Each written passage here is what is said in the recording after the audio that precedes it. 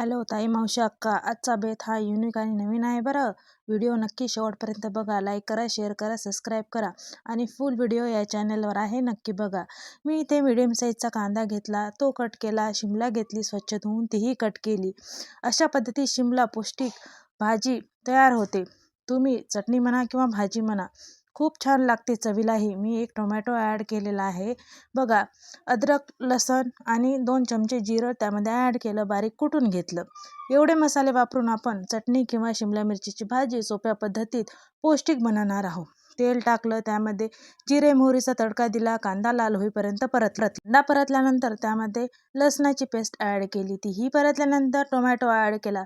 बघा, चांगलं शिजू द्यायचं आणि घरगुती मसाले नेहमी आपण वापरतो ते ॲड करायचे. थोडंसं पाणी टाकायचं, चवीपुरतं मीठ टाकायचं आणि भाजी कमी आचेवर 5-7 मिनटं शिजू द्यायची. बघा, खूप चविष्ट आणि सुंदर भाजी होते बरं का.